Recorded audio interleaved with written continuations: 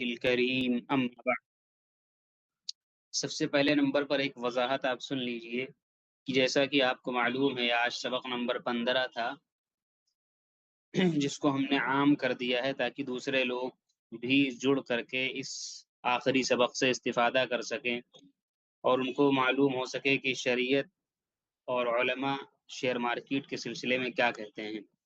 اس لیے چونکہ بہت سے ایسے لوگ بھی اس میں آج ہوں گے، جڑے ہوں گے، جو پیچھے کی چیزیں نہیں جانتے ہیں، تو اس لیے ہم اپنے کورس والے طلباء سے کہنا چاہیں گے کہ اس میں آپ لوگ تھوڑا سا کوئی ایسی چیز جو تکرار پیدا کرے، یعنی بار بار کچھ چیزیں آپ کے سبق میں آ گئی ہوں گی تو ان میں سے کچھ چیزیں اگر آئیں گی تو اس پہ آپ صبر کا مظاہرہ کر کے بیٹھیے گا، اور کیا کہتے ہیں انشاءاللہ آپ کا فائدہ ہی ہوگا، اس سے کوئی نقصان نہیں ہوگا۔ اس لیے کچھ چیزیں دوبارہ بھی آ جائیں گی، نئے لوگوں کے حساب سے تھوڑا سا لے کے چلنا پڑے گا تاکہ ان کو بات سمجھ میں آئے، ایک چیز۔ دوسری چیز، تقریباً 1.25 گھنٹے کا یہ سیشن ہوگا۔ 1.25 گھنٹے کا مطلب ہوتا ہے کہ 1 گھنٹہ 15 منٹ کے آس پاس لگ جائیں گے۔ ویسے تو اس کو 2 دن میں ہونا چاہیے، لیکن 1 دن میں ہم کرنے کی کوشش کرتے ہیں، تو اس لیے آخر تک آپ اطمینان سے بیٹھیں گے، انشاءاللہ بات پوری سمجھ میں آئے گی۔ چلیے، بسم اللہ الرحمن الرحیم۔ فَإِذَا قُضِيَتِ الصَّلَاةُ فَانتَشِرُوا فِي الْأَرْضِ وَابْتَغُوا مِنْ فَضْلِ اللَّهِ۔ جب نماز پوری ہو جائے تو تم زمین میں پھیل جاؤ اور اللہ کا رزق تلاش کرو۔ بھائی آواز کلیئر ہے؟ ایک مرتبہ اور مجھے کنفرم کر دیجئے، آواز کلیئر ہے کیا؟ ایک مرتبہ اور کنفرم کر دیجئے، آواز کلیئر ہے؟ جی۔ تو اس آیت کریمہ کے اندر اللہ تعالیٰ باقاعدہ قرآن پاک کی اس آیت کریمہ کے اندر رزق طلب کرنے کی ترغیب دی جا رہی ہے، رزق کو تلاش کرنے کی۔ آپ اس کی تفسیر علماء سے پوچھیں گے تو آپ کو بتائیں گے کہ یہاں پر جو وابتغوا من فضل اللہ، کہ اللہ کا رزق اللہ کا فضل تلاش کرو، اس سے رزق مراد ہے۔ اسی طریقے سے دوسری آیت کریمہ یا ایھا الذین آمنوا ادخلوا فی السلم کافۃ، اے ایمان والو تم اسلام میں کامل طریقے سے، مکمل طریقے سے داخل ہو جاؤ۔ اس کا کیا مطلب ہے؟ اس آیت کا سیدھا سیدھا مطلب یہ ہے کہ ہم لوگ یہ سمجھتے ہیں کہ اسلام صرف مسجد مدرسے کے اندر خدمت کرنے کا نام ہے، کتابیں لکھ دینے کا نام اسلام ہے، مال کمانا یا مال خرچ کرنا یہ اسلام نام نہیں۔ حالانکہ آپ کو پتہ ہونا چاہیے، حدیث پاک کے اندر آتا ہے کہ 2 چیزوں پر غبطہ کرنا جائز ہے، حسد کرنا جائز ہے، غبطہ کرنا جائز ہے، رش کرنا جائز ہے۔ ایک جس کو اللہ نے قرآن دیا ہو، دوسرا وہ جس کو اللہ نے مال دیا ہو اور وہ دن رات خرچ کرتا ہو۔ بات سنائی گی تمہاری؟ تو ہوتا کیا، ابھی آپ دیکھیے گا، مال کے چکر میں ہم لوگ دین کا نعرہ لگاتے ہیں، لیکن مال کے چکر میں پورے رمضان میں ہم لوگ امیروں کے دروازے کے اوپر لائن لگا کے کھڑے ہوتے ہیں اور اپنی ذلت کروا رہے ہوتے ہیں، حالانکہ اس کے مکلف نہیں ہیں۔ بس ہماری، لیکن کہنے کو ہم نے یہ کہہ لیا کہ مال کمانا کوئی دین نہیں، بس مسجد مدرسہ اور باقی مارکیٹ اور اس سلسلے میں دین کو رہنمائی نہیں کرتا ہے، اور سب تجارت سب دنیا ہے اور وغیرہ وغیرہ۔ یہ جن لوگوں نے آپ کو بتایا، جن لوگوں نے آپ کو یہ کان میں بھر دیا نا، ان کے بڑے بڑے کاروبار ہیں، چاہے وہ عالم ہوں چاہے وہ جاہل ہوں، ایسے لوگ موٹا پیسہ کماتے ہیں اور آپ کو پڑھاتے ہیں کہ پیسہ کمانا یہ ایسا غلط ہے، دنیا ہے وغیرہ وغیرہ۔ تو اس چیز کو آپ سمجھ لیجئے، ایسا کچھ بھی نہیں ہے، مال کے ساتھ بھی انسان دین کی خدمت کر سکتا ہے۔ بات سمجھ گئے ہماری؟ آج دیکھ لیجئے سارے دیندار، مولانا مولوی، حالانکہ اس میں کسی کی میں توہین نہیں کر رہا، لیکن یہ کہہ رہا ہوں کہ ہم لوگ مالداروں کے دروازے پہ پورے رمضان دوڑے ہیں۔ بات ہمارے ہم علماء کیا کیے؟ پورے دروازے پہ رمضان کے اندر دوڑے ہیں، کس لیے؟ مال کے لیے، مدرسہ چلانا ہے۔ تو ہم یہ کیوں نہ سوچیں کہ ہم بھی کمائیں تو ہم خود ہی مدرسہ اپنا چلائیں اور مدرسے کے اندر پیسہ دیں، چندہ دیں۔ بات سمجھ ہماری؟ اب ہم لوگوں کے متعلق ایک بات بیٹھ گئی کہ سب چندہ خور لوگ ہیں، چندہ کرنے والے لوگ ہیں۔ چلیے، تو انشاءاللہ یہاں پر آپ کو چند چیزیں جو کہ ہر زمانے کے مطابق نئے نئے جو طریقے رائج رہے تجارت کے اور پیسہ کمانے کے، انہیں میں سے اس دور کے اندر ایک طریقہ اور رائج ہے جس کو ہم شیئر مارکیٹ کہتے ہیں۔ اسی سلسلے کے تحت ہم لوگ یہاں پر جڑے ہوئے ہیں، اور اس بارے میں شریعت کیا کہتی ہے، چونکہ بہت سے لوگ بس اس کو حرام حرام حرام، جوا ایسا، مطلب آدمی جو ہے سود کھا لے گا لیکن اس کو بالکل کنارہ نام لے لو بھی تو آپ کو گالی دے دے، بس ہماری۔ تو اس لیے انشاءاللہ اس کے اوپر تفصیلی بات چیت کی جائے گی تاکہ آپ کے ذہن کے اندر جو کچھ بھرا ہوا ہے کہ یہ کیا ہے، وہ انشاءاللہ نکل جائے گا اور صحیح بات آپ کے دماغ میں بیٹھے گی۔ چلیے، بلا تاخیر کے میں آگے بڑھتا ہوں۔ سب سے پہلے جس چیز کو لے کر کے آپ جڑے ہوئے اس کا آپ نام سمجھ لیجئے کہ اس کا نام کیا اور مطلب کیا ہے۔ تو اس کا نام ہے شیئر مارکیٹ۔ اب شیئر مارکیٹ کس کو کہتے ہیں؟ کیونکہ آدمی کا پہلا سوال یہی ہوتا ہے، اور جب اس کو سمجھ نہیں پائے گا تو آگے کی باتیں نہیں سمجھ میں آئے گا۔ تو سب سے پہلا مسئلہ یہ کہ شیئر مارکیٹ کہتے کس کو ہیں؟ شیئر مارکیٹ کس چیز کا نام ہے؟ شیئر مارکیٹ کہتے کس کو؟ شیئر مارکیٹ کس چیز؟ تو دیکھیے، شیئر مارکیٹ 2 لفظوں کا مجموعہ ہے، ایک لفظ ہے ان کے اندر شیئر اور دوسرا لفظ ہے مارکیٹ۔ شیئر کا معنی ہوتا ہے حصہ، کسی بھی چیز کا حصہ اس کو ہم شیئر بول سکتے ہیں. جیسے آپ قربانی کا جانور لیتے ہیں تو اس میں ایک حصہ لگاتے ہیں نا، اس کو بھی آپ شیئر بول سکتے ہیں. لیکن یہاں پر مراد کمپنی کا حصہ، کیا بولتے ہیں؟ کمپنی کا حصہ بولتے ہیں. اسی طریقے سے کیونکہ مرادی معنی ہر جگہ کا الگ الگ ہوتا ہے، اس باب میں کمپنی کا حصہ، جیسے آپ نے پڑھا ہوگا کہ سلاد کا معنی رحمت بھی، سلاد کا معنی دعا بھی، سلاد کا معنی پتہ نہیں اور بہت ساری چیزیں ہوتی ہیں، مغفرت بھی، اللہ کی طرف نسبت ہو تو یہ، انسان کی طرف نسبت ہو تو یہ، مچھلیوں کی طرف نسبت ہو تو ایسے نسبت کی. بھلے سے اس کا عمومی معنی حصہ، لیکن یہاں پر مرادی معنی کمپنی کا حصہ. لیکن کیسے بھی میں بتاؤں گا آپ کو. اسی طریقے سے مارکیٹ کا لفظ ہوتا ہے بازار اور منڈی. اب شیئر مارکیٹ کا مطلب ہوتا ہے کمپنی، مالیات کا ایسا بازار، ایسی منڈی جہاں پر کمپنی کے حصوں کو بیچتے اور خریدتے ہیں. جیسے موبائل مارکیٹ ہوتی تو موبائل کو بیچتے خریدتے ہیں، کپڑا مارکیٹ ہوتی کپڑے کو بیچتے خریدتے ہیں، سبزی مارکیٹ ہوتی سبزی کو بیچتے خریدتے ہیں، سبزی منڈی میں سبزی کو بیچتے خریدتے ہیں. ایسے شیئر مارکیٹ بھی ہوا کرتی ہے، عام مارکیٹ جیسے ہے ایسے اس کی بھی مارکیٹ ہے ممبئی کے اندر، جس کو ہم B S C N S C کے نام سے جانتے ہیں. اس میں ہم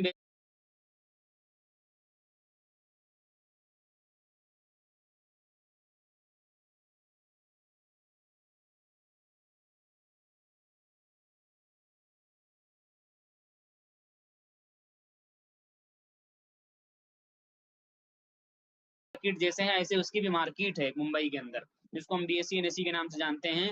اس میں ہم بیچتے خریدتے ہیں تو اس کو ہم کیا بولتے ہیں؟ شیئر مارکیٹ بولتے ہیں، جہاں پر کمپنی کے حصوں کو بیچتے اور خریدتے ہیں.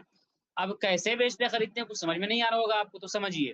مثال کے طور پر آپ کے سامنے جو کچھ بازار کے اندر مٹیریل، جو کچھ مال نظر آتا ہے، یہ سب کوئی نہ کوئی کمپنی بناتی ہے. تو اب مثال کے طور پر میں لیتا ہوں کہ ایک کمپنی ہے جو گاڑی بناتی ہے، ایک کمپنی ہے جو کیا کرتی ہے؟ گاڑی بناتی ہے. پہلے زمانے کے اندر جب کوئی کمپنی یا کوئی ادارہ کوئی کام کرتا تھا، کوئی تجارت کرتا تھا، تو اس کو اتنے پیسے کی ضرورت نہیں پڑتی تھی، بلکہ کم پیسوں میں کام ہو جایا کرتا تھا. کیونکہ کاروبار جو ہوا کرتا تھا وہ بہت بڑے لیول پر نہیں، بلکہ علاقائی لیول پر، ضلعی لیول پر. لیکن اب کاروبار انٹرنیشنل لیول پر، ایک آدمی انڈیا میں بیٹھتا ہے اور اس کا سامان امریکہ میں بکتا ہے، تو اس کا اتنا پروڈکٹ تو بنانا چاہیے تبھی تو بکے گا. تو اب کیا ہوتا ہے، اس کمپنی کو مثلا گاڑیاں چلاتی ہے، گاڑیاں بناتی ہے کمپنی، اور یہ کمپنی یو پی کے اندر اس کا مطلب مشین وغیرہ اور بلڈنگ وغیرہ گاڑیاں بنتی ہے. یہ چاہتی ہے کہ ہم امریکہ کے اندر، برطانیہ کے اندر، یا کہیں اور دوسرے صوبے کے اندر، بہار کے اندر، راجستھان کے اندر، ممبئی کے اندر ہم اپنی گاڑیاں وہاں بھی بنائیں، وہاں بھی کام ڈالیں، وہاں بھی اپنی کمپنی ڈالیں، بس ہماری اپنی برانچ ڈالیں. تو اب اس کو کیا اربوں خربوں روپے کی ضرورت پڑے گی اس کو ڈالنے کے لیے. بتائیے آپ کو زمین، بلڈنگ، مشین اور امپلائز، مزدور سارے ملا کر کے اربوں خربوں کی ضرورت پڑے گی. تو کیا کمپنی جو بنانے والے دو چار لوگ وہ مل کر کے پورا کر سکتے ہیں؟ اتنا اربوں خربوں روپے کیسے پورا کر لیں گے؟ تو ان کے پاس میں دو آپشن ہوتے ہیں. مثال کے طور پر یہ 100 روپیہ کی اس کو ضرورت ہے، 100 روپے میں سے 50 روپے اس کے پاس موجود ہے. 50 روپے کہاں سے لائے گی کام کھڑا کرنے کے لیے؟ تو 50 روپیہ کے لیے اس کے پاس دو آپشن موجود ہوتے ہیں. یہ بینک کے پاس جائے، دنیا کے اندر بڑے بڑے بینک ہے، ورلڈ بینک ہے، اسی طریقے سے ہندوستان کے اندر بڑے بڑے بینک ہیں، ان بینکوں کے پاس جائے اور کہے کہ مجھے لون دے دو، یعنی قرضہ دے دو. ٹھیک ہے.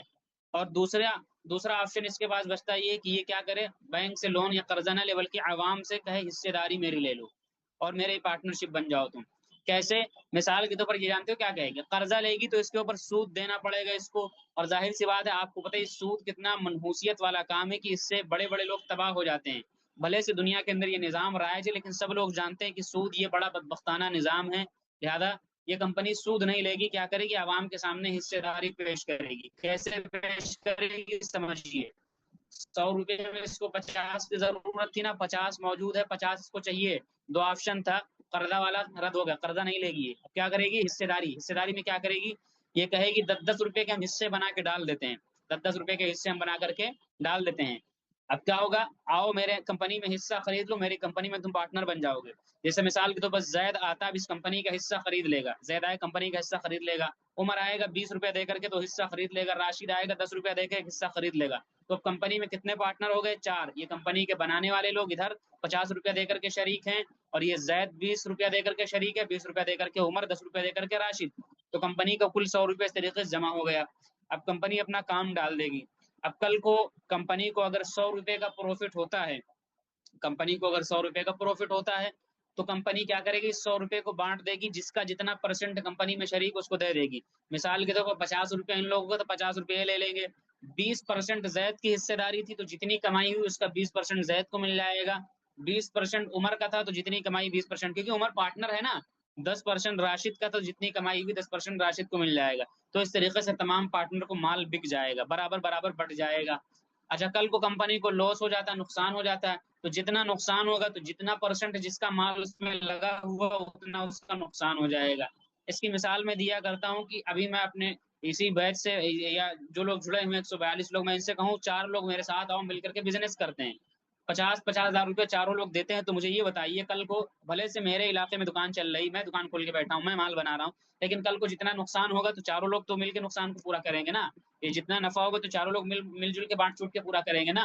تو ایسے ہی یہاں پر بھی ہوتا ہے، اس کی مثال میں دیا کرتا ہوں ایسے ہی، جیسے مثال کے طور پر آپ قربانی کا جانور خریدنے جائیں، آپ کے گھر میں 2 حصے ہیں، مثلاً 7,000 کا وہ جانور آپ کو پڑا، کتنے کا پڑا؟ 7,000 کا۔ اب آپ کو 7,000 روپے کا جانور کیسے خریدیں گے؟ کیونکہ آپ کے گھر میں تو 2 ہی حصے ہیں، آپ کے گھر میں تو 2 ہی حصے کے پیسے 2,000 روپے آپ کے پاس ہے، بقیہ 5 حصے کون لے گا؟ تو آپ کہیں گے دوسرے لوگوں سے کہ بھائی میں جانور خریدنے جا رہا ہوں، 5 حصے خالی، کسی کو لینا ہے تو لے لے، تو اب 5 لوگ آئیں گے اور 1,000 روپیہ دے کر کے ایک حصہ خرید لیں گے، تو کل کو جب وہ جانور کٹے گا تو ظاہر سی بات اس جانور کی تقسیم جو گوشت کی ہوگی سب لوگ برابر برابر لیں گے کہ نہیں لیں گے؟ کیونکہ برابر برابر حصے داری سب کی ہے۔ اسی طریقے سے جانور اگر غائب ہو جائے، یعنی جانور کے اندر نقصان ہو جائے، بس ہماری تو اب مجھے یہ بتائیے جانور اگر غائب ہوگا تو 7 آدمیوں کو برابر برابر نقصان ہوا، تو ایسے ہی شیئر مارکیٹ کے اندر بھی کمپنیوں سے ہم پارٹنرشپ کر لیتے ہیں، اور یہ سب لکھا پڑھی کے ساتھ لیگل پورا طریقے سے ہوتا ہے، گورنمنٹ کی نگرانی کے تحت سب کچھ ہوتا ہے۔ چلیے، لیکن اب آپ سوچ رہے ہوں گے یار یہ مولانا کون سی بات بتا رہے ہیں، یہ تو ہر دور میں طریقہ رائج ہوا ہے، تو صحابہ کے دور میں بھی، اس دور میں بھی، ہر دور میں رائج رہا کہ 4 لوگ 10 لوگ مل کر کے کاروبار کرنے لگ جائیں اور نفع نقصان میں برابر سرابر شریک ہو جائیں، یا کسی کا مال ہو کسی کا پیسہ ہو، بیع مرابحہ اور پتہ نہیں کیا کیا، بیع مزاربہ وغیرہ، بیع مشارکت وغیرہ، آپ جا کر کے پڑھ لیجئے۔ آپ سوچ رہے ہوں گے ہاں بالکل آپ صحیح سوچ رہے ہیں، کیونکہ ابھی تو شیئر مارکیٹ کا وجود نہیں ہوا، ابھی یہ تو پارٹنرشپ والا زمانہ تو ہر دور کے اندر رائج رہا طریقہ، تو اب کیسے وجود میں شیئر مارکیٹ آتی ہے یہ سنیے۔ اس سے پہلے 2 چیزیں سمجھ لیجئے، دنیا کی کسی بھی مارکیٹ کے اندر ایک رول چلتا ہے ڈیمانڈ اور سپلائی کا۔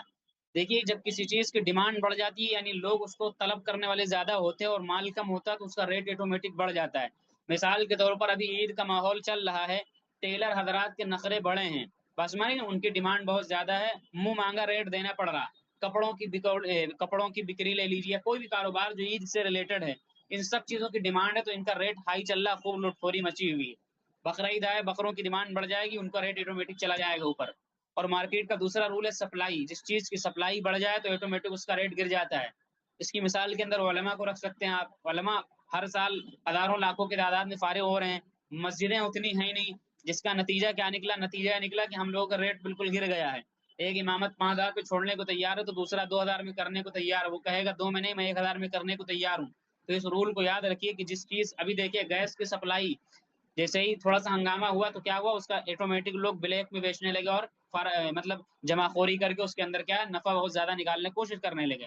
آٹومیٹک ابھی بہت زیادہ آ جائے تو اب آٹومیٹک ریٹ گر جائے گا۔ اس قسم سے سپلائی اور ڈیمانڈ کے اوپر دنیا کی کوئی بھی مارکیٹ چلتی ہے، تو اب شیئر مارکیٹ کے اندر بھی یہی کام ہوتا ہے۔ سمجھیے زید نے مثلا 20 روپے دے کر کے حصہ خرید لیا تھا، اب کل کو زید کو پیسے کی ضرورت پڑ جائے، زید کہے مجھے میرا پیسہ واپس کرو، شام کو حصہ خریدا اور صبح کمپنی سے کہے میرا پیسہ واپس کر، مجھے ضرورت پڑ گئی، میرے گھر میں شادی ہے، کمپنی اٹھائے گی جوتا اٹھائے گی اور پیٹ پاٹ کر کے ٹھیک کر دے گی، کمپنی جوتا اٹھائے گی اور پیٹ پاٹ کر کے کیا کر دے گی؟ ٹھیک کر دے گی، کہے گی ارے بھائی دماغ خراب ہے، شام کو تم نے پیسے دیے اور ابھی شام کو پیسے دیے اور ابھی سے کہنے لگا کہ لاؤ میرا پیسہ واپس کرو، یہ کیسے ممکن ہے؟ تم نے جو پیسہ دیا وہ مال مٹیریل میں لگ گیا، ظاہر سی بات ہے جب مال مٹیریل میں لگ گیا تو کہاں سے پیسہ تم کو دیں گے؟ سال بھر کے بعد میں جب کمپنی کا مال بکے گا، حساب کتاب ہوگا تو آ کر کے حساب کتاب کر کے حساب پیسہ لینا، چلو نکلو یہاں سے، کم بخت کہیں کے، بدتمیز کہیں کے، نالائق کہیں کے، جانتے نہیں آ جاتے ہو، کمپنی کہے گی۔ اچھا تو کوئی حل تو ہونا چاہیے، پھر لوگ کمپنی کو پیسہ بھی نہیں دیں گے کیونکہ ان کا پیسہ تو سال بھر کے لیے پھنس جائے گا، تو کہا گیا ایک مارکیٹ بناؤ، کیا بناؤ؟ ایک مارکیٹ بناؤ جس کا نام رکھو شیئر مارکیٹ۔ اب اگر زید نے جو پیسے کمپنی کو دیے ہیں 20 روپے دے کر کے، پارٹنرشپ حاصل کی، 2 حصے 2 شیئر خرید لیے ہیں اس کے، تو اگر اس کو پیسے کی ضرورت پڑے گی تو کمپنی کے پاس نہ جاؤ، اپنا حصہ اٹھاؤ اور اس مارکیٹ میں لے آؤ اور اس مارکیٹ کے اندر اپنا شیئر بیچ دو۔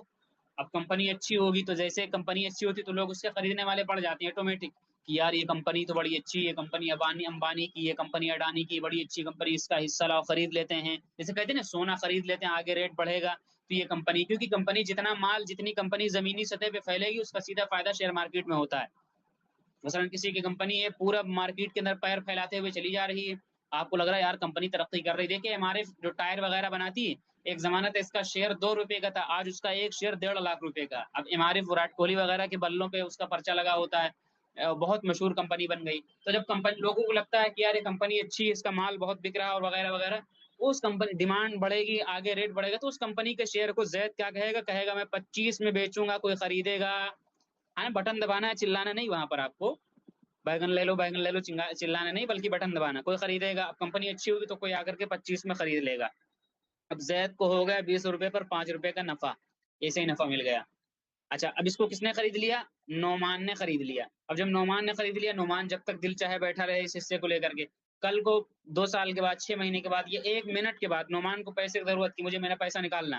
نعمان اپنا حصہ اٹھائے مارکیٹ میں لے آئے، کہے میں اتنا شیئر بیچنے جا رہا ہوں، کوئی خریدے گا.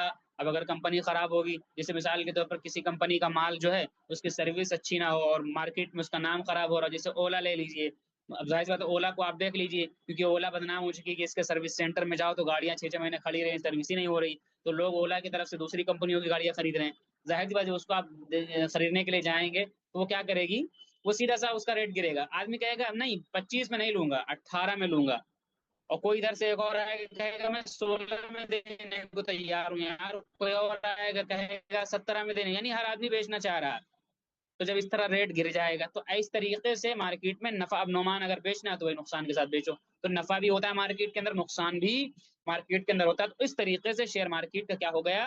وجود ہو گیا شیئر مارکیٹ کا. یعنی کیسے وجود ہو، میں نے آپ کو سمجھا دیا. اب اس کے فوائد کیا ہیں؟ اس کے فوائد یہ ہیں کہ فنڈ کی فراہمی، یعنی ایک آدمی کو اگر کاروبار کھڑا کرنا تو اربوں خربوں روپے کی ضرورت پڑے گی کمپنی کھولنے کے لیے، تو اتنا پیسہ کہاں سے لائے؟ لیکن اس عمل کے نتیجے میں آسانی کے ساتھ میں کمپنی کے پاس میں فنڈ جمع ہو جاتا ہے، اربوں خربوں روپے جمع ہو جاتے ہیں اور وہ بزنس آگے چلا سکتی ہے. ایک فائدہ یہ ہوا، بڑا فائدہ.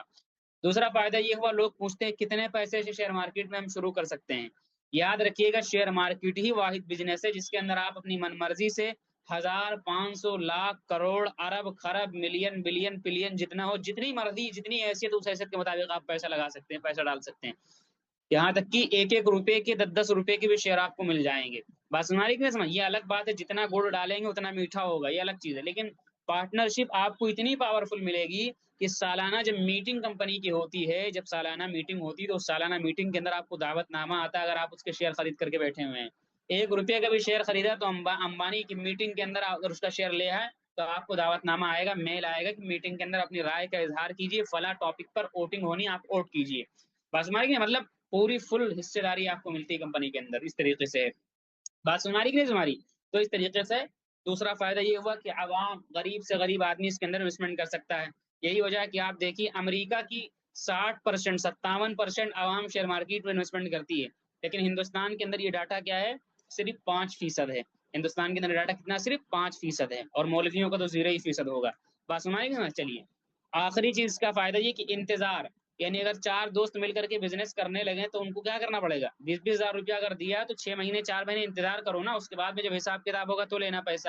لیکن اس میں آپ کو انتظار نہیں کرنا پڑے گا، بلکہ آپ جب دل کرے، ادھر آپ نے خریدا، میں فوٹو ڈالتا رہتا ہوں کہ ادھر خریدا 10 منٹ میں 2000 کا نفع، ابھی خریدا مال، ہم کو لگ گیا کہ 2000 روپے میرا پروفٹ ہو گئے، ادھر ہم بیچ کر کے نکل گئے. بس ہماری تو اس طریقے سے کیا، جب دل کرے تب آپ اپنا پیسہ نکال کے باہر آ جائیے، کوئی آپ کو پکڑ کے بیٹھنے والا یہاں پر نہیں ہے. تو اس قسم سے شیئر مارکیٹ وجود میں آئی، اور اس کا بنیادی جو کنسیپٹ تھا، جو سمجھنے کے لیے ضروری تھا، میں نے آپ کو بتا دیا، اور اس کے جو فوائد تھے میں نے آپ کے سامنے رکھ دیے. اب اگلی چیز ہے، دنیا کے اندر مالیاتی ادارے، یعنی جہاں پر مالیات کے تعلق سے کام انجام دیا تھے، وہ کتنے ہیں؟ تو 3 ہیں: بینک، انشورنس کمپنیز اور شیئر مارکیٹ. بینک اور انشورنس کی کمپنی کی بنیاد ہی سود اور غرر اور قمار کے اوپر ہے. ان سب کا جو بنیادی کاروبار ہے وہی سود ہی ہے. بینک کا کام ہے ایک سے قرضہ لو اس کو سود دو، دوسرے کو قرضہ دو اس سے سود لو، اس کا کاروبار ہی سود کے بیس پہ ٹکا ہوا ہے. انشورنس کا بھی یہی کام ہے، لوگوں سے لینا اور پیسے جمع کروانا، پھر انشورنس ملے گا بھی نہیں کہ ملے گا، ایک طرف سے پیسے یقینی، دوسری طرف سے کیا ہے؟ غیر یقینی کی سروس ملے گی کہ نہیں ملے گی. بات سن رہی کہ نہیں سماری؟ تو اس لیے کیا ہوتا ہے، بینک اور انشورنس جن کی بنیاد ہی حرام کے اوپر، یہ حرام لذات ہی ہیں، ان سب کے اندر انویسٹمنٹ کرنا یا ان سب کمپنیوں کے اندر شرکت داری کرنا بالکل ناجائز اور حرام. ہم لوگ مطلب پورے گروپ کی طرف نظر اٹھا کے بھی نہیں دیکھتے ہیں بینک اور انشورنس کمپنیز کے اوپر. کیوں؟ اس کی مثال خنزیر کی ہے. کتنا بھی پاک صفائی صاف صفائی کر لو، اس کو بھون لو، مسالہ لگا لو، ٹھیک ہے، مدینے سے مسالہ منگوا لو، اس کو لگاؤ خنزیر کے اندر، اگر نعوذ باللہ، ٹھیک ہے، وہاں کی تو ہوا بھی نہیں لگنی چاہیے، اگر لگاؤ اس کے اندر تو وہ پاک نہیں ہو جائے گا، کیونکہ وہ پیدا ہی حرام ہو، کتنا بھی اس کی دھلائی کر لو. تو ایسے ہی بینک اور انشورنس کمپنیز کی یہ حالت ہے. اچھا، شیئر مارکیٹ جو اس کی پیدائش حلال ہے، کیونکہ میں نے ابھی بتایا کہ یہ ایک پارٹنرشپ والی تجارت ہے. البتہ یہ الگ بات ہے کہ اس میں دوسری خرابیاں پیدا کر دی گئی، تو لہذا ہم یہ کہیں گے کہ یہ اپنے بنیادی طور پر تو حلال ہے، لیکن کچھ خرابیاں پیدا ہوں گی. اگر ان خرابیوں سے بچ جائیں تو حرام حلال رہے گا، ورنہ حرام ہو جائے گا. جیسے بکرا آپ کے سامنے، تو بکرا تو نارمل پیدا حلال ہوا، لیکن بکرا اگر سود کا ہے، بکرا اگر چوری کا آپ لیں تو حرام ہو جائے گا. وہ حرام ہو جائے گا نہیں ہو جائے گا.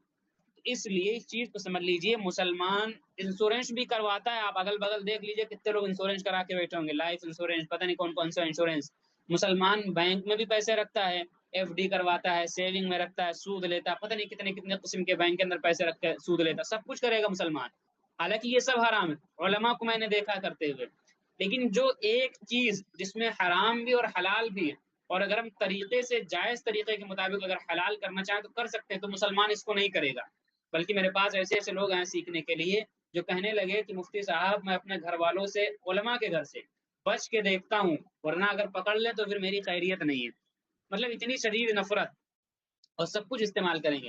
حالانکہ علماء نے اس میں گنجائش رکھی کرنے کی شرائط کے مطابق. تو اس سے اتنی نفرت ہے کہ نام بھی کسی کے سامنے لے لو نا تو بالکل بھڑک جاتا ہے کہ یار اس میں لگے ہوئے تم. میرے ایک ساتھی تھے، دیوبند سے فارغ تھے، بس ہماری سینئر تھے، اور اتفاق سے میرے ہم نام تھے. میرے کیا تھے؟ ہم نام تھے. اور ہم لوگ اپنا حفظ کے دور کے ساتھی تھے، لیکن وہ پھر سینئر ہو کے آگے چلے گئے. وہ مجھ سے ایک دن ملنے لگے، کہنے لگے عفان بھائی آپ اس کام میں لگے ہوئے ہیں. تو ہم نے مسکرا کے چھوڑ دیا. ہم نے کہا کون سمجھائے. میں نے یہی سوچا کہ ہم بھی ایسے ہی تھے، تو مطلب ہم کو بھی، ہماری بھی یہی ذہنیت تھی، معاف کرو ان کو، کوئی مسئلہ نہیں ہے. حالانکہ صلاحیت مند ساتھی ہیں، دیوبند کے اندر دورے کے اندر افتاء وغیرہ وہیں سے کر کے فارغ ہوئے ہیں. لیکن یہ کیفیت ہے. چلیے اس کے متعلق، شیئر مارکیٹ کے متعلق. لیکن بینک اور انشورنس کسی کے اوپر جمعہ نہیں رہیں گے سر پہ. چلیے تو اتنی چیز ہو گئی. اب آگے شیئر مارکیٹ میں کیا حرام کیا حلال، تفصیل سے مزید آگے آ رہا ہے، صبر کر کے بیٹھے رہیے آپ. اچھا، آپ شیئر مارکیٹ میں جب آپ جائیں گے تو محل انویسٹمنٹ، یعنی کہاں کہاں پر آپ انویسٹمنٹ کر سکتے ہیں. ذرا سا میں اسپیڈ بڑھا رہا ہوں، ٹھیک ہے، بہت سلو میں چل رہا ہوں، تھوڑی سی اسپیڈ بڑھا رہا ہوں ورنہ تاخیر ہو جائے گی. مجھے کہیں جانا بھی، دعوت وغیرہ بھی ہے تھوڑا سا، لیکن بہرحال کر کے جانا ہے. چلیے، future and option. Future and option, future کا مطلب کیا ہوتا ہے؟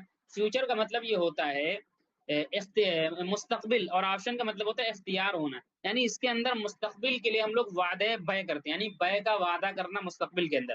مثال کے طور پر ایک چیز کا ریٹ ابھی 1000 روپے ہے، تو ہم زید سے معاملہ کرتے ہیں کہ ایک مہینے کے بعد ہم اس کو 1000 ہی کے اوپر لیں گے، چاہے اس کا ریٹ 2000 ہو جائے، چاہے اس کا ریٹ 500 ہو جائے، اس سے کوئی واسطہ نہیں، اتنے ہی ریٹ پر لیں گے تم سے. معاملہ ہمارا ہو گیا. تو اس کو کہتے ہیں فیوچر اینڈ آپشن. اس کے اندر کچھ شکلیں مزید اور ہیں، چھوٹی چھوٹی باریکیاں، لیکن یہ بنیادی کنسپٹ ہے اس کا. بس میں تو اب یہ جائز ہے کہ ناجائز ہے؟ تو یہ چیز کرنا ناجائز ہے شیئر مارکیٹ میں. کیوں ناجائز ہے؟ اس لیے کہ اس کے اندر بہت ساری خرابیاں ہیں.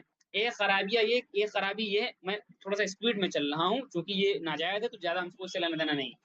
ایک خرابی اس کے اندر یہ کہ اس کے اندر ہم لوگ جو مثلاً اگر 1 لاکھ کا مال خریدنا ہے تو ہم کو مارجن مل جائے گا. مارجن مل جائے گا مثلاً 30,000 40,000 میں ہم کو مل جائے گا، بقیہ پیسے قرضے مل جائیں گے ہم کو، اور اس کے اندر ہم کو سود دینا پڑے گا. خرابی یہ، اور یہ کمپلسری ہے، اپنی مرضی سے آپ نہیں کر سکتے، لینا ہی پڑے گا آپ کو. دوسری خرابی اس کے اندر یہ پائی جاتی ہے کہ اس کے اندر قبضے سے پہلے بے پائی جاتی ہے. یعنی ہوتا کیا ہے کہ زید نے 1000 کا معاملہ کیا، یہ معاملہ کب ہوگا؟ 1 مہینے کے بعد ہوگا. لیکن زید اٹھا کے دوسرے آدمی کو بیچ دیتا ہے اسی چیز کو. کاغذ اس کو مل جاتا ہے، لکھا پڑھی ہو جاتی، بیچ دیتا ہے. کاغذ بھی نہیں ملتا، صرف نمبر ہوتا ہے. اچھا، زید نے نعمان اگلے کو 1400 میں بیچ دے گا، اگلا والا 1800 میں بیچ دے گا، اگلا والا ایک اور کسی اور کو بیچ دے گا، ایک اور کسی اور. اس طریقے سے لوگ ایک دوسرے کو بیچتے چلے جاتے ہیں. تو اب خود بتائیے، پہلی والی بے ابھی ہوئی نہیں، پہلا والا معاملہ ابھی ہوا ہی نہیں ہے، وہ تو لٹکا ہوا ہے، 1 مہینے کے بعد ہونا ہے، اور اسی کے نام پر آگے کے 10 لوگ اور بیچ دیتے ہیں. یہ مسئلہ ان لوگوں کے لیے بھی جو لوگ اسٹیٹس لگا کے مال بیچتے ہیں. کسی کی دکان میں مال رکھا، ان کے پاس مال ہے بھی نہیں، تو یہ فتویٰ وغیرہ اچھی طریقے سے تحقیق کر لے. بس ہماری، میں اس کے اوپر بات نہیں کرنا چاہوں، لیکن یہ تحقیق کر لیں اس مسئلے میں. مزید یہی خرابی لازم آتی وہاں پر بھی، لیکن اس کے لیے کچھ علماء نے شرائط اور گنجائشیں رکھی، تو اس لیے آپ اس کو، جو لوگ ایک کام کرتے ہیں لوگ ضرور اس کو دیکھ لیں. کہیں پر جمعیت کا سیمینار 3 4 5 مہینے پہلے ہوا تھا اکتوبر میں، ان لوگوں نے اس پر تجویز پاس کی تھی، تو اس کو بھی آپ دیکھ سکتے ہیں. یعنی یہ اسی قبیل سے مسئلہ یہ بھی. تو اس میں کیا ہوتا ہے، اسٹیٹس لگا دیا، مال کہاں رکھا ہوا؟ دیوبند کے اندر، اور ایک دوسرے کو بیچتے چلے جا رہے ہیں. ایسے اس کے اندر بھی ہوتا ہے. پہلا والے ایک معاملہ بھی ہوا نہیں ہے باسمانی اس میں تو، اور تیسرا چوتھا پانچواں چھٹا بیچتے ہوئے چلے جاتے ہیں. تو اس لیے اس کے اندر بے قبل القبض، اور بے قبل القبض یعنی کسی چیز پر قبضہ کرنے سے پہلے آگے اس کو بیچنا ناجائز شریعت کے اندر. ہدایہ وغیرہ کے اندر آپ مسئلہ پڑھتے ہوں گے کہ اگر کوئی پرندہ ہوا میں اڑ رہا ہے تو اس کو بیچ نہیں سکتے آپ. مچھلی سمندر میں تیر رہی، بیچ نہیں سکتے آپ. اس کو پکڑیے، پھر آپ اس کو بیچیے، اس کو پکڑیے پھر آپ، کیونکہ وہ مباحات میں سے کوئی اس کو پکڑ سکتا ہے، کوئی ضروری نہیں کہ آپ ہی اس کو پکڑے، تو پہلے آپ نہیں بیچ سکتے ہیں اس کو، اس لیے اس کے اندر یہ بھی خرابی لازم آتی ہے۔ ایک تیسری خرابی اس کے اندر لازم یہ آتی ہے کہ اس کے اندر پیسہ اور سامان، مبی اور ثمن دونوں ادھار ہوتا ہے، پیسہ اور سامان، مبی اور ثمن کیا ہوتا ہے؟ دونوں ادھار ہوتا ہے۔ اس کو ہم شریعت کی اصطلاح میں کہتے ہیں بیع الکالی بالکالی، لہذا اس وجہ سے بھی یہ چیز کیا ہے؟ ناجائز ہے، اس کے اندر بھی یہ چیز پائی جاتی ہے۔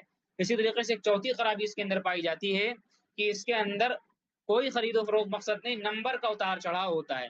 مثلا کیا ہوتا ہے کہ خرید و فروخت ہوئی، مثلا کیا ہوا، 1000 روپے کا معاملہ ہوا تھا، اگر اس کا ریٹ 1500 ہو گیا تو ایک مہینے کے بعد جانتے ہو کیا کریں گے؟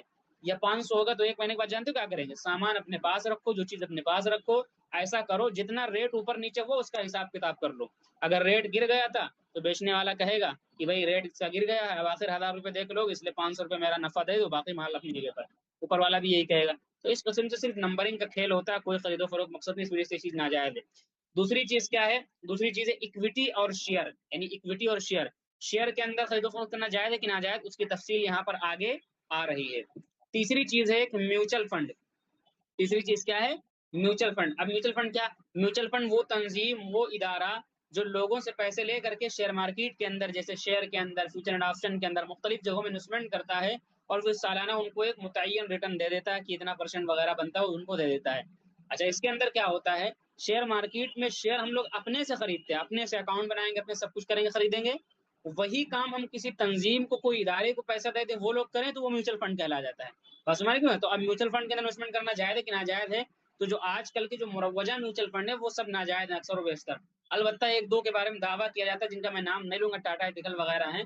تو اگر میوچل فنڈ کے بارے میں اصولی مسئلہ یہی ہے کہ آج کل کے جو اکثر و بیشتر ہیں یہ ناجائز ہیں، کیونکہ اس کے اندر حلال اور حرام کی رعایت نہیں کی جاتی ہے۔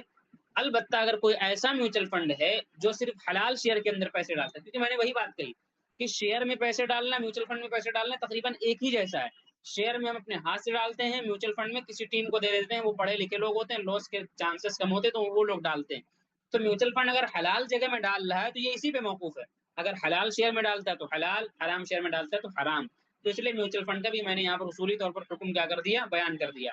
اب مسلمان میوچل فنڈ میں بھی پیسے ڈالتا ہے، مسلمان شیئر میں بھی ڈالتا ہے، مسلمان بینک میں بھی رکھے گا، سب کچھ کر لے گا، لیکن جیسے ہی بات آئے گی شیئر مارکیٹ کی، کہو تو ایمان ٹوٹ جائے، کہو تو نکاح ٹوٹ جائے، بات سمجھ میں۔ تو اس لیے یہ تمام تفصیلات ناجائز والی ہو گئیں۔ اب جو ہمارا اصلی میدان بچتا ہے وہ شیئر بچتا ہے، یعنی شیئر کے اندر خرید و فروخت کی شرعی حیثیت کیا، علماء اس بارے میں کیا فرماتے ہیں، اس کو آپ توجہ سے سنیے گا۔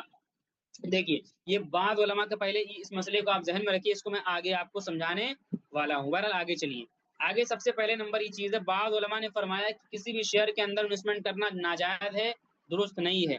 کیوں ناجائز؟ یہ فرماتے ہیں کہ کسی بھی شیئر کے اندر انویسٹمنٹ کرنا، اس کے اندر ہماری حصے داری نہیں ثابت ہوتی، یعنی یہ اثاثے کے اندر، یعنی کمپنی کی جو زمین جائیداد ملکیت کے اندر جو سامان ہوتا ہے اس کے اندر ہم کو حصہ داری نہیں ملتا ہے، بلکہ یہ ایک طریقے سے قرض ہوتا ہے، اور اس قرض کا یہ دستاویز ہوتا ہے، بس ہم نے بس قرض کا نام نہیں لیا ہے، اور جو نفع مل رہا وہ متعین نہیں ہے، بس اتنا فرق ہے، لیکن یہ ہے سود، یہ جو ہم دیں گے یہ قرضہ ہے، اس پہ جو نفع ملے گا یہ سود ہے۔ اور ان کی دلیل یہی ہے کہ جب آدمی کوئی دیوالیہ ہو جاتا ہے، یعنی کسی کا اس نے مال وال لے رکھا قرضہ وغیرہ لوگوں کو، اور بالکل فقیر وقیر ہو جائے، تو حکومت اس کے مال کو قرق کرتی ہے، یعنی اس کے مال کو ضبط کر لیتی ہے، پھر لوگوں کو اس سے اس کی بھرپائی کرواتی ہے۔ تو ایسی حالت کے اندر اگر کوئی شیئر ہولڈر، یعنی کسی نے شیئر خرید رکھا ہے، تو گورنمنٹ اس کے پورے مال کو لے لے گی، لیکن اس کو نہیں قرق کرتی۔ اس کا مطلب یہ اس نے قرضہ دے رکھا، کیونکہ اس کا حصہ نہیں، اس کی ملکیت اس کے اوپر نہیں ہے، لہذا کمپنی کے اندر حصے داری اس کو ہم نہیں کہیں گے، یہ صرف قرضہ ہے، اور اس کے اوپر ملنے والا نفع سود کہلائے گا، اس وجہ سے ناجائز ہے، بعض علماء نے فرمایا۔ البتہ جو اس وقت کے جو علماء ہیں، مفتی تقی عثمانی صاحب کے دارالعلوم وغیرہ کے فتاوے لے لیجیے، مولانا خالد سیف اللہ رحمانی صاحب وغیرہ لے لیجیے، ٹھیک ہے، تو ان لوگوں کے بقول مفتی تقی صاحب نے بات لکھی کہ بھائی یہ بات درست نہیں آپ کی۔ کیوں نہیں درست ہے؟ اس کے اندر جو ہے کمپنی اگر باہمی قرارداد سے بند ہو جائے تو کمپنی کے اندر جتنے شیئر ہولڈر ہوتے ہیں ان کو متناسب حصہ، یعنی جتنا پرسنٹ ان کا بن رہا ہوتا ہے اتنا ملتا ہے۔ اس کا مطلب یہ ہوا کہ یہ قرضہ ورضہ نہیں بلکہ حصے داری ہے۔ قرضہ ہوتا تو ظاہر سی بات ہے قرضے کے پیسے واپس ملتے، کمپنی کے مال کے اندر تھوڑی نا حصہ ملتا، لیکن یہاں ملتا ہے، اس کا مطلب کمپنی کو ہم قرضہ نہیں دے رہے ہیں بلکہ حصہ خرید رہے ہیں کمپنی کے، لہٰذا آپ کی بات درست نہیں۔ تو لہٰذا مفتی تقی صاحب وغیرہ نے فرمایا جائز ہے، البتہ ان میں کچھ شرائط کا لحاظ کرنا ضروری ہے، اگر ان شرائط کے لحاظ ہوگا تو جائز، اور ان شرائط کے لحاظ نہیں ہوگا تو ناجائز ہوگا۔ ان شرائط کے اندر سب سے پہلی شرط یہ ہے کہ کمپنی کا بنیادی کاروبار کیا ہونا چاہیے؟ حلال ہونا چاہیے۔ کیوں بنیادی کاروبار حلال ہونا چاہیے؟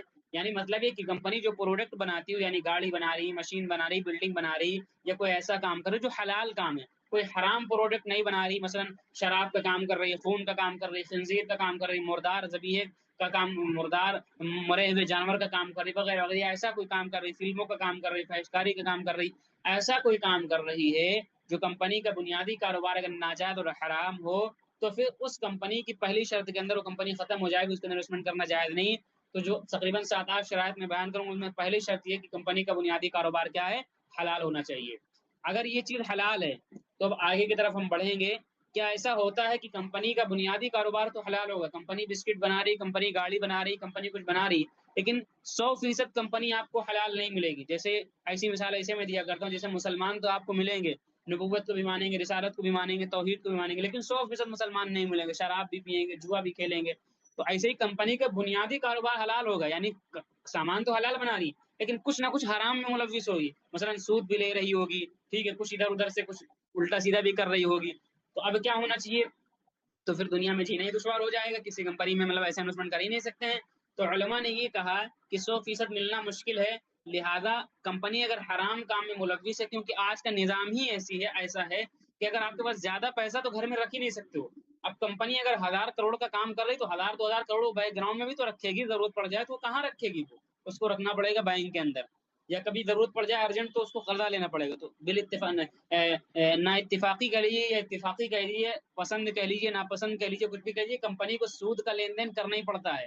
جیسے ہم لوگ بھی بینکوں میں پیسہ رکھتے ہیں، ٹھیک ہے، تو سیونگ اکاؤنٹ ہے تو سود کا لین دین کرنا ہی پڑتا ہے، بات سمجھ نہیں؟ یہ الگ بات ہے کہ اس کو ہم لوگ بعد میں صدقہ کریں، کچھ کریں، وہ الگ مسئلہ ہے، تو اس میں بھی تفصیل آ رہی ہے۔ لیکن کہنے مقصد کیا ہوا، کمپنی کچھ نہ کچھ حرام میں ملوث ہوگی، ایسا نہیں ہو سکتا کہ بالکل 100% آپ کو حلال مل جائے۔ یہ ایسا ہی جیسے 100% مسلمان کو ولی اللہ مل جائے، بہت مشکل ہے، نبی ہی ہو سکتا ہے، بات سمجھ رہی ہے ہماری؟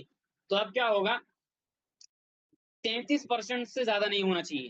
اگر 33% تک اس نے کچھ ادھر ادھر فالٹ کر رکھا ہے تو یہ کہا جائے کمپنی اکثر 67% اگر کمپنی حلال ہے تو ہم مانیں گے، چونکہ اکثر حلال ہے تو فقہ کا قاعدہ للاکثر حکم الکل، اکثر کے لیے کل کا حکم لگ جاتا ہے، یعنی یہ مانا جائے گا کہ کمپنی کو ہم حلال کیٹیگری میں رکھیں گے، البتہ یہ 33% جو حرام میں ملوث ہے اس کا بھی آگے ہم علاج کر دیں گے۔ چلیے، البتہ اس شرط میں بعض لوگوں نے اختلاف کر لیا، بعض لوگوں نے کہہ دیا کہ نہیں، ناجائز ہے، یہ 5% بھی نہیں ہونا چاہیے۔ یہ کیا ہے؟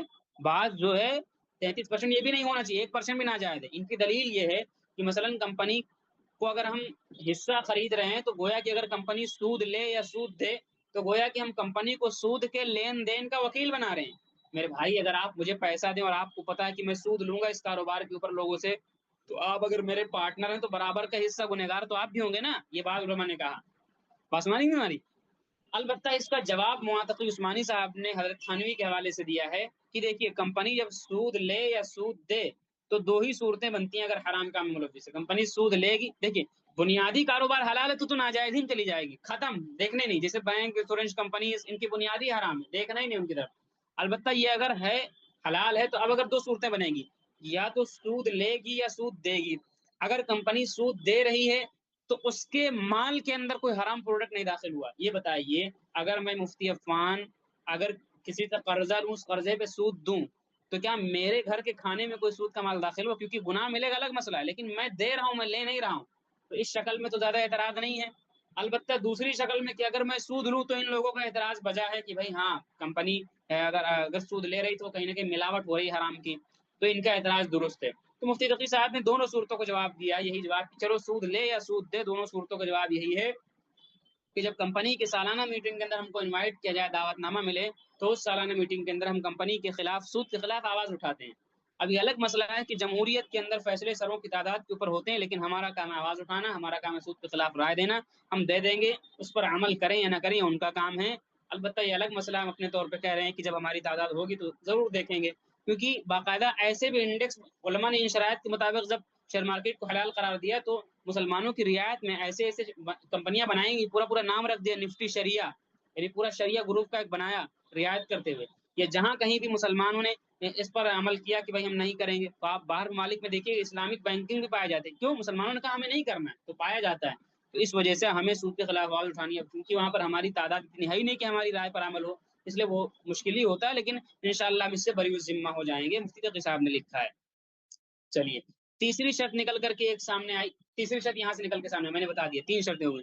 چوتھی شرط یہ کہ کمپنی اگر جو بھی حرام کام میں 33% جو ملوث ہے، تو اس سے جو کمائی ہو رہی ہے، یعنی اگر اس نے 100 روپے میں سے 32 روپیہ 30 روپیہ حرام کا ادھر ادھر لگا رکھا ہے، تو اس پہ جو پروفٹ آ رہا ہے، اس پہ جو پروفٹ آ رہا ہے، وہ پروفٹ جو ہے وہ 5% ہونا چاہیے، اس سے زیادہ نہیں ہونا چاہیے۔ تو 4 شرطیں ہو گئی، اور اس پروفٹ کو بھی بغیر ثواب کی نیت سے صدقہ کر دینا ہے۔ جیسا کہ اگر آپ بینک میں پیسہ رکھیں اور آپ کو مجبوری میں سود مل رہا ہے، حالانکہ مل رہا لینے پڑے گا، اب بینک میں آپ کے کھاتے میں آ گئے، تو اب مسئلہ کیا ہے کہ بغیر ثواب کی نیت سے اس کو صدقہ کیا جاتا ہے۔ چوری ایک کوئی مال آپ کو گرا ہوا مل جائے تو پہلے اس کے مالک کو تلاشا جائے، پھر اس کے بعد جب نہ ملے تو بغیر ثواب کی نیت سے جو بھی حرام مال ہوا کرتے ہیں ان کا یہی طریقہ کار ہوتا ہے۔ تو اس میں بھی یہی کام ہم کریں گے کہ جو بھی 5% اس کو ہم صدقہ کر دیں گے بغیر ثواب کی نیت سے۔ ابھی میں آخر میں خلاصہ بتاؤں گا۔ چھٹی شرط یہ ہے کہ کمپنی نے جو سودی قرضہ لے رکھا وہ 33% سے زیادہ نہیں ہونا چاہیے۔ تقریباً 6 شرطیں ہو گئی، جلدی جلدی میں تھوڑا لے چلنے کی کوشش کر رہا ہوں، واضح مسئلہ ابھی میں بالکل آخر میں کلیئر کر دوں گا۔ اب اس شرط کو سمجھنے سے پہلے ایک چیز اور سمجھیے یہاں پر، جو میں نے بھی پیچھے وعدہ کیا تھا، وہ مسئلہ یہ ہے، علیہ السلام نے فرمایا کہ 6 چیزوں کے عوض میں بیچو تو برابر برابر بیچو، سونا سونے کے عوض میں، چاندی چاندی کے عوض میں، جو گیہوں کے عوض میں، وغیرہ وغیرہ، نمک کے عوض میں، وغیرہ وغیرہ۔ تو علماء نے اس حدیث کو سامنے رکھا اور اس سے ربا یعنی سود کی علتیں نکالی، اور ان 6 چیزوں کے علاوہ میں بھی ایک ضابطہ بیان کیا کہ بھائی وہاں پر بھی یہ خرابی اگر پائی جائے گی تو وہاں پر سود یعنی ربا اور سود لازم آئے گا۔ امام ابو حنیفہ، امام شافعی، امام مالک، امام احمد بن حنبل سب کا مسلک الگ الگ ہے، میں چاروں کے اوپر بات کروں تو کر سکتا ہوں، لیکن چاروں کو قطع نظر کرتے ہوئے میں ان کا کیا مسئلہ ہے، میں امام ابو حنیفہ رحمۃ اللہ علیہ کے اوپر مسئلہ کو بتاتا ہوں۔ امام ابو حنیفہ رحمۃ اللہ علیہ نے مسئلہ یہ نکالا کہ بھائی کرنسی کو کرنسی کے عوض میں جب بھی بیچا جائے گا تو برابر بیچا جائے گا، یعنی اگر ہم کسی سے 100 روپیہ لیں اور اس کو 100 روپیہ دے کر کے 120 روپیہ لیں تو نہیں دے سکتے، یہ ربا اور سود کہلائے گا اسی حدیث کی روشنی کے اندر۔ تو ایک مسئلہ یہ نکلا۔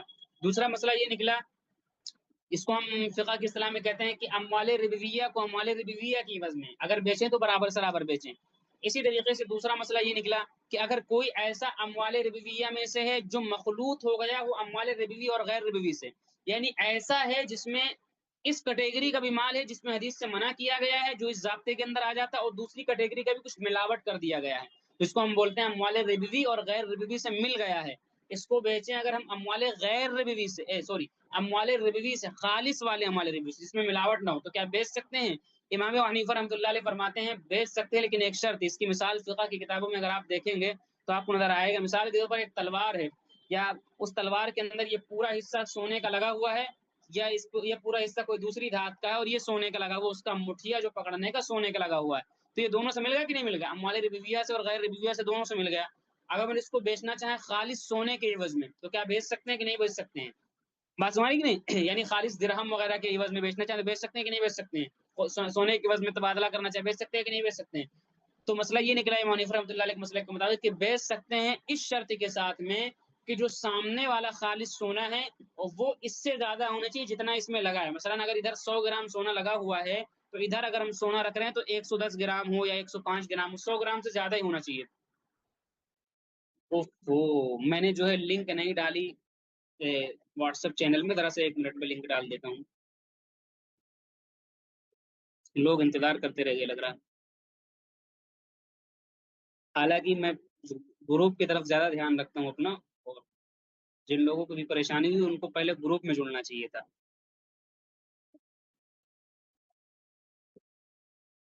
میسج آ رہے ہیں ذرا سے،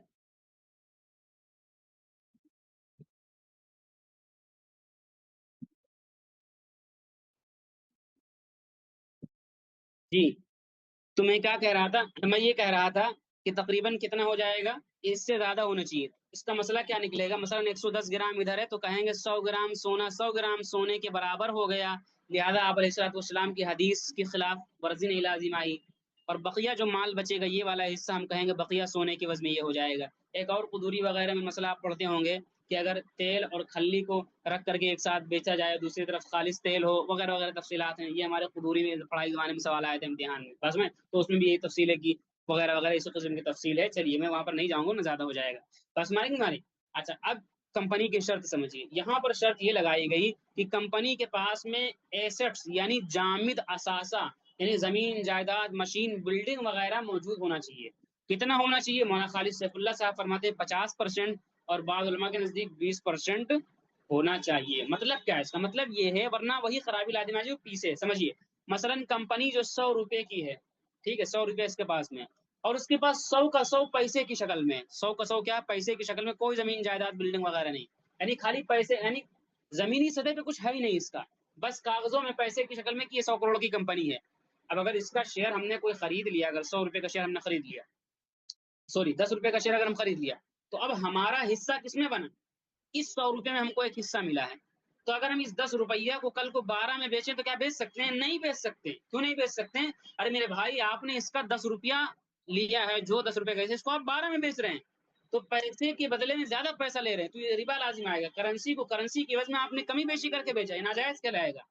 بس مانی، تو اس لیے کہا جامد اثاثہ ہونا چاہیے۔ اب کیا ہوگا؟ اب دوسری شکل پہ اس کو فٹ کریے، مثلا 100 روپیہ ہے، 100 روپیہ میں سے 70 روپیہ اس کے پاس میں، 100 کروڑ کی کمپنی، 70 کروڑ اس کے پاس پیسے کی شکل میں ہے، 30 کروڑ اس کے پاس زمین جائیداد بلڈنگ کی شکل میں، مشین کی شکل میں ہے۔ بس میں نے کہ مجمع، تو اب کیا ہوتا ہے؟ اگر آپ نے 10 روپے کا حصہ خریدا تو اب آپ کا یہ مخلوط والی شکل ہو گئی، آپ کا 7 روپیہ اس میں بن رہا ہے اور 3 روپے کی بلڈنگ بن رہی ہے اس میں، دونوں میں آپ پارٹنر بنے۔ تو اب اگر یہ 10 روپے کو 12 کے عوض میں بیچے تو بیچ سکتے ہیں، امام صاحب کہتے ہیں بیچ سکتے ہیں، بالکل بیچ سکتے ہیں۔ کیوں بیچ سکتے ہیں؟ اس وجہ سے بیچ سکتے ہیں کیونکہ ہم یہ کہیں گے کہ یہ 10 روپیہ 12 میں ہم نہیں بیچ رہے ہیں، بلکہ یہ 7 روپیہ 7 روپیہ کے عوض میں ہو گیا، جیسے سونا سونے کے عوض میں 100 گرام ہوا تھا، اور بقیہ جو 5 روپیہ اس میں کا بچتا، ہم کہیں گے اس میں کا جو 5 روپیہ بچے گا، ہم کہیں گے اس 3 روپے کے اوپر پروفٹ بن رہا ہے، جیسے پیچھے والی شکل میں ہم نے کر کے دکھایا تھا۔ تو اس لیے یہ چیز بھی ضروری ہے۔ آخری شرط یہ کہ خالص سیال اثاثہ، یعنی کمپنی کے جتنے شیئر ہوتے ہیں ان کو ملا کر کے جو کل ویلو بنتی ہے ان کو ہم بولتے ہیں مارکیٹ کیپٹلائزیشن۔ تو خالص سیال اثاثہ یعنی کمپنی جو نقود اور دیون ہوتے ہیں، یعنی پیسے وغیرہ، وہ ہمیشہ مارکیٹ کیپٹلائزیشن سے کم ہونا چاہیے، ورنہ اس میں بھی ربا اور سود والی خرابی لازم آتی ہے۔ یہ 7 شرطیں ہوں گے، اور 8ویں شرط بغیر ثواب کی نیت سے صدقہ کرنا ہے جو حرام مال آ رہا ہے۔ اب آگے میں چلتا ہوں، مزید تھوڑا سا اسپیڈ میں لیتا ہوں۔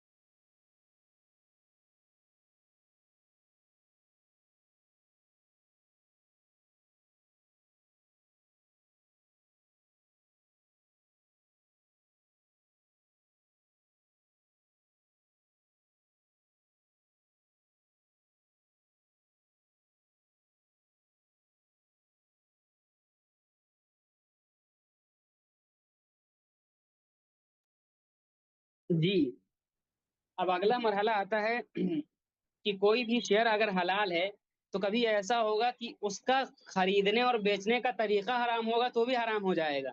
مثال کے طور پر ایک نارمل چیز ہے، اگر ہم کوئی چیز خریدے بیچے تو وہ چیز جائز ہوتی ہے، لیکن اگر جمعہ کی اذان اگر ہو جاتی، بھائی آواز بتا رہے نہیں آ رہی، کیا آواز آپ تک پہنچ رہی ہے؟ ایک مرتبہ میں چیٹ کو کھول رہا ہوں، ذرا سا کلیئر کر دیں، آواز پہنچ رہی ہے آپ تک؟ جی جلدی سے بولیں، آواز پہنچ رہی؟ 1 سیکنڈ کے لیے میں نے مائک بند کیا، اتنے میں میسج آ گئے 4 کی آواز نہیں آ رہی، تھوڑا سا بھی خیال نہیں کرتے ہیں کہ ابھی میں نے کہا بھی تھا کہ 1 منٹ۔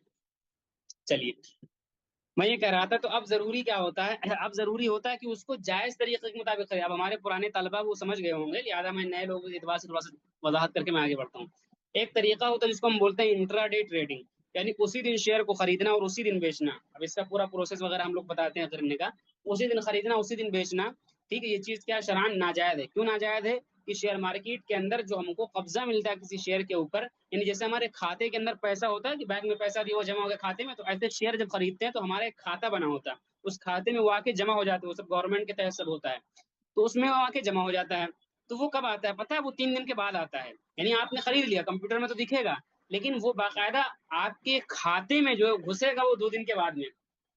اچھا، اور انٹرا ڈے میں کیا ہوتا ہے؟ انٹرا ڈے کا مطلب ڈے میں، یعنی اسی دن خریدا اسی دن بیچ دیا، تو اس لیے اس میں بھی وہ خرابی لازم آتی ہے کہ شیئر کو قبضے سے پہلے بیچنا پایا جاتا ہے، یہ چیز ناجائز ہے۔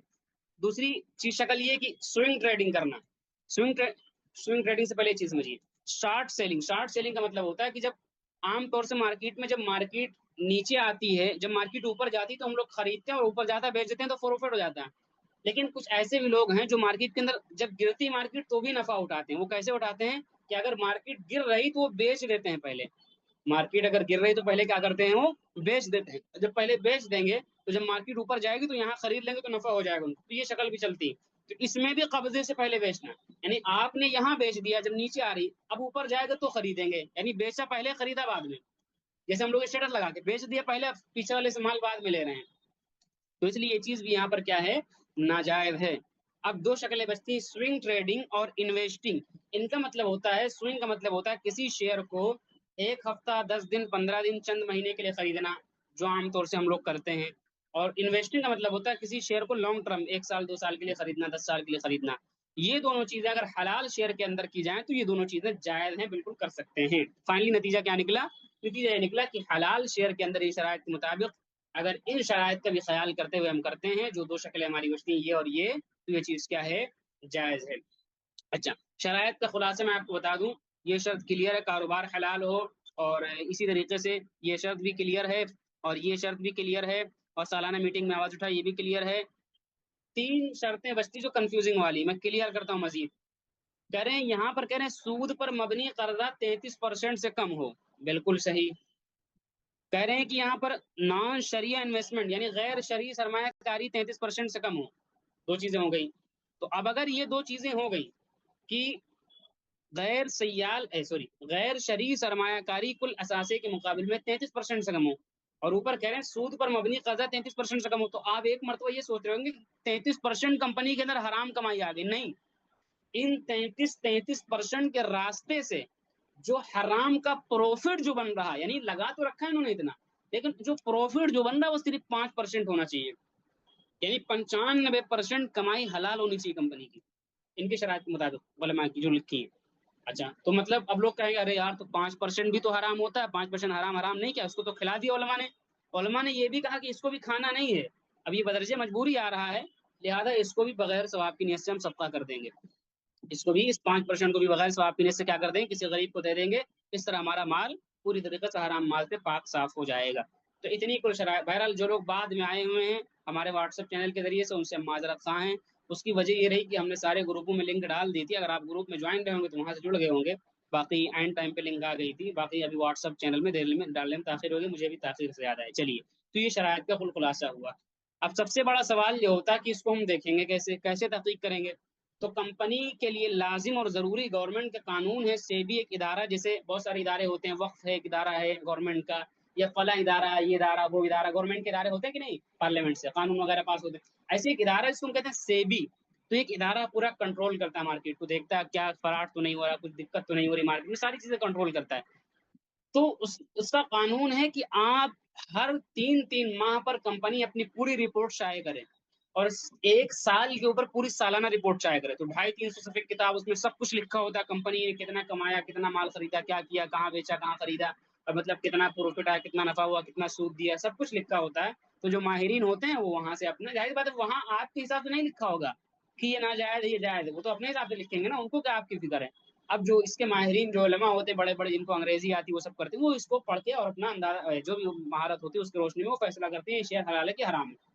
جن کو اللہ نے توفیق دی تو وہ یہ کر سکتے ہیں, ہر آدمی اس کا مکلف وہ کرے کر سکتا ہے. ایک طریقہ تو یہ, اول طریقہ یہی ہے.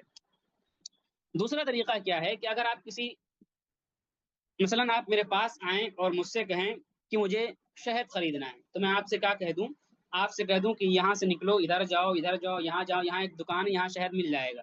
تو اگر آپ شہد کا پہلا طریقہ کہ اوریجنل اگر کھانا ہے تو خود نکالنا سیکھ لو. خود نکالنا آتا نہیں, آپ نے مفتی صاحب سے آ کے پوچھا, مجھے ایک کام, میں نے بتا دیا کہ یہاں دکان ہے, یہاں مل جائے گا. تو اب اگر اس دکان پہ اگر آپ آ رہے ہیں تو اب آپ کی ذمہ داری کہ آپ اس پہ خود بھروسہ کریں. ایسا نہیں کہ اندھے بن کر کے وہاں جا کے شہد خرید لیا, مفتی صاحب نے بھیجا تھا, مفتی صاحب نے بھیجا تھا, لیکن آپ کو جا کے وہاں دیکھنا چاہیے اوریجنل دے رہے ہیں کہ نہیں دے رہے ہیں. باقی مفتی صاحب نے بھیجا, کل کو فیک نکل جائے, وہ خراب دے دے, مفتی صاحب وہاں بیٹھ کے دیکھ تھوڑی نہ رہتے ہیں, خود تو رہنمائی کر دی ہے, بس ہماری نہیں ہماری. ورنہ اول ذمہ داری ہے کہ کھانا ہے, زیادہ شوق ہے کھانے کا تو خود سیکھ لو, خود ریسرچ کرنا سیکھو, خود شہد نکالنا سیکھو. تو میں آپ کو ایک کی طرف رہنمائی کر رہا ہوں. ایسا بھی ممکن ہے کہ مفتی صاحب کی بتائی گئی دکان پر آپ کو بھروسہ نہ ہو, آپ کہ میں فلاں دکان سے لیتا ہوں وہیں سے لوں گا میں. تو ایسے مارکیٹ میں دسیوں ایک دعویٰ کرتے ہیں کہ ہم ان شرائط کے مطابق یا جو بھی شرائط ہیں ہم حلال اسکریننگ کرتے ہیں اور بتاتے ہیں کہ فلاں شیئر حلال ہے کہ فلاں شیئر حرام ہے.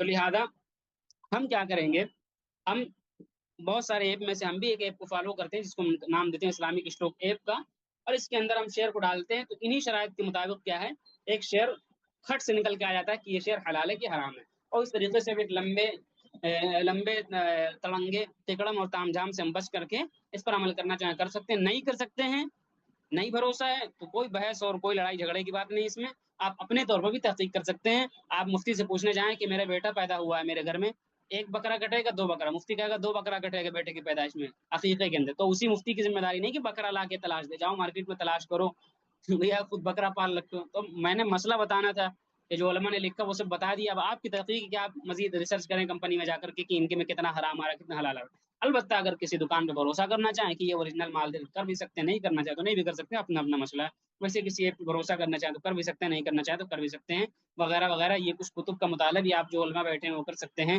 اور مزید آخر کے اندر اس کے ساتھ میں ہم آخر میں سوالات لے لیں گے، اور اس سے پہلے ہم اسکرین شیئرنگ کر کے اس ایپ کا ہلکا سا میں آپ کو آپ کے سامنے ڈیمو دکھا دیتا ہوں، اور کیسے ریسرچ کریں گے اس ایپ کے اوپر جا کر کے اس کا میں طریقہ آپ کو ذرا سا دکھا دیتا ہوں تاکہ آپ کے لیے آسانی ہو۔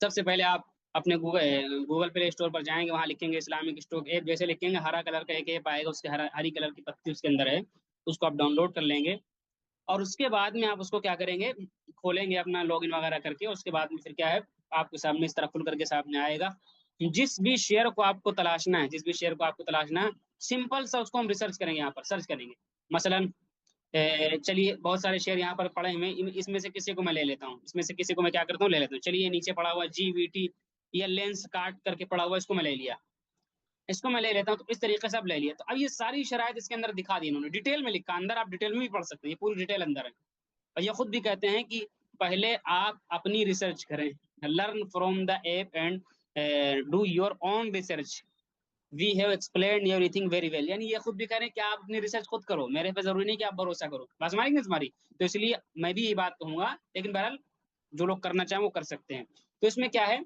اندر ڈیٹیل میں جانا چاہے، جن کو ڈیٹیل آتا ہے، جن کو اللہ نے زیادہ نالج دیا وہ اندر ڈیٹیل میں پڑھیں، جن کو ڈیٹیل نہیں آتا تو سمپل سے یہاں لکھ دیا شریعہ کمپلائنٹ، کیا لکھ دیا شریعہ کمپلائنٹ، اب باقی ساری شرائط کی تفصیل دیکھنا، بزنس میں پاس، اس کے پاس سودی قرضہ ہے، نان شریعہ انکم کتنی آ رہی 2%، 5% تک اجازت ہے، اور سودی قرضہ کتنا ہے 3% ہے، 33% تک اجازت ہے، جامد اثاثہ 20% یا 50%، اس کے پاس تو 70% موجود ہے، باقی سیال خالص سیال اثاثہ مارکیٹ ویلیویشن سے کم ہو اس میں بھی پاس، نان شریعہ انویسٹمنٹ 33% اس میں بھی پاس، یعنی تمام شرائط میں کمپنی پاس ہے، کتنی شرطیں یہاں پہ لکھی 2 4 6 6 شرطیں، 2 شرطیں اور باقی بچی کہ اگر اس کی کمائی ہوئی تو اس کو صدقہ کرنا ہے، تو اس کے لیے ہم اس پہ کلک کریں گے، اس پہ کلک کریں گے، اور اس پہ کلک کرنے کے بعد میں ایسے ہم نے تو جتنا کمایا اس کو ہم یہاں ڈال دیں گے، مثلا 1 لاکھ اس میں اگر ہم نے کمایا، ڈھائی سینکڑا 1 لاکھ اگر ہم نے کمایا، تو یہ کہہ رہا ہے کہ فتویٰ کا تقاضا یہ ہے کہ اس کے اندر جو حرام مال ہے وہ 2180 روپیہ ہے، لیکن چونکہ 5% ایک تقویٰ آخری لمٹ ہے تو بہتر ہے کہ 5000 کر دوں،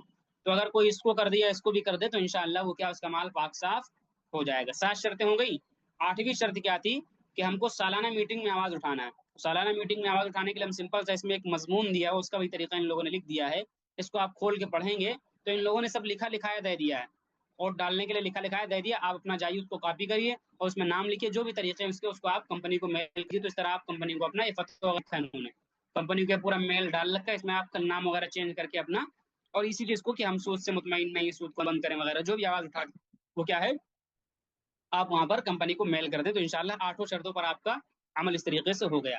اچھا مان کے طور پہ مثال کوئی کمپنی ناجائز ہے، ایک میں مثال لیتا ہوں، چلو کوئی کمپنی ناجائز ہے، مثلا دوسرے نمبر کی جو کمپنی یہاں نظر آ رہی ہے ناجائز ہے، ایک ایئرکون کر کے، اس کو میں ڈالتا ہوں، اب اس کو میں نے ڈالا تو ایک شرط میں یہ فیل ہو گئی، اس کے ساری شرائط پاس تھی، اس کے پاس میں ساری شرائط کیا تھی پاس تھی، مثلا بزنس پاس، حرام انکم 4%، سب شرط میں پاس، یہ شرط میں فیل ہو گئی، یعنی جو میں نے کہا تھا جامد اثاثہ 20% کم سے کم ہونا چاہیے، اور مولانا خالد سیف اللہ صاحب کا بقول 50%، تو اس میں یہ فیل ہو گیا 18%، تو اس کو نان شریعہ میں ڈال دیا، اس میں ڈال دیا اوپر دیکھیں نان شریعہ میں، تو اس طرح یہ شیئر کیا ہو گیا حرام ہو گیا، اب اس میں آپ خرید و فروخت نہیں کر سکتے ہیں، اگر کرتے ہیں تو کیا ہوگا یہاں پر آپ ڈالیں گے پیسہ آپ اپنا، جیسے یہاں پہ ہم سرچ کریں گے تو انہوں نے صاف کہہ دیا کہ اگر حرام کمپنی سے آپ کی کمائی ہو رہی ہے تو 5% نہیں بلکہ جتنا کمایا پورا صدقہ کرنا پڑے گا آپ کو، پورا پورا ڈونیٹ کر دو، کسی غریب کو پکڑا دو، ناجائز آپ کے لیے، تو اس طریقے سے ہم کیا کریں حلال اور حرام شیئر تلاش کر سکتے ہیں۔ اچھا ابھی تو 1 2 میں نے دکھایا نا، پوری لسٹ میں آپ کو دکھا رہا ہوں، پوری لسٹ اگر آپ کو دیکھنی ہے تو यहाँ पर हम क्लिक करेंगे, ये ऐसे यहाँ पे लिखा हुआ है, इसको हम क्लिक करेंगे। इसको हम क्लिक करने के बाद में ये तकरीबन ये पूरी लिस्ट कंप्लाइंट की देखिए 1800 शेयर आपके सामने यहाँ हलाल नजर आ जाएंगे, पूरी ये लिस्ट हलाल वाली। 1800 कंपनियां आपको नजर आ गई यहाँ पर, पूरी हलाल वाली लिस्ट। जिन कंपनियों के आप नाम सुनते हैं, जोमेटो, स्विगी और पेटीएम, फोन पे, सब जितनी मार्केट में आपको नजर आती है ना, ये जो कंपनियां जो सामान बनाती है वो सब यही सब तो हैं, वो सब यहाँ पे आपको नजर आएंगी हराम वाली। बाकी इसके अलावा ये जितनी कैटेगरी इधर की है, मसलन नॉन कंप्लाइंट लिखा हुआ है, ये पूरा ग्रुप हराम है, 2200 कंपनी इसका। अंडर रिव्यू, ये पूरा ग्रुप हराम में आएगा, यानी उन पे भी काम चल रहा है। डाउटफुल यानी शक वाली कंपनी, ये पूरा ग्रुप हराम है। मसलन मैंने इस पर क्लिक किया तो ये बता रहा है कि इसका बिजनेस डाउटफुल है, लिहाजा ये भी हराम है। इसी तरीके से म्यूट, तो इस तरीके से इधर की जितनी वो सब हराम, सिर्फ ये पूरी लिस्ट फिर भी आपके लिए काफी थी। 1800 कंपनियां बहुत होती है भाई, ये सारी कंपनियां क्या होंगी, हलाल होंगी। बाकी आप शरायत में कुछ ऊपर नीचे करना चाहें, जैसे कभी शरायत में इख्तलाफ हो जाता है उलमा का ना, देखिए यहाँ पे तकवा और फतवा लिखा हुआ है, इस पे आप जाएंगे। जैसे होता है कोई आलिम कहता है कि नहीं, हराम आमदनी जो आ रही है वो 5% नहीं बल्कि सिर्फ 2% होनी चाहिए, तो आप इसको अपने हिसाब से भी सेट कर सकते हैं कि 2%। ठीक है, इस तरह 2% पे हमने सेट कर दिया। कोई आलिम कह रहा है कि सूदी कर्जा 33% नहीं बल्कि 20% होना चाहिए, इससे ज्यादा नहीं होना चाहिए, मैंने 20% पे सेट कर दिया, चलो 20% होना चाहिए। कोई आलिम कह रहा है कि मसलन मौलाना खालिद सैफुल्लाह साहब ने कह दिया कि नहीं, जामिद असासा जो 20% नहीं बल्कि 50% हो कम से कम, चलो हमने इसको 50% पे सेट कर दिया है, 50% पे।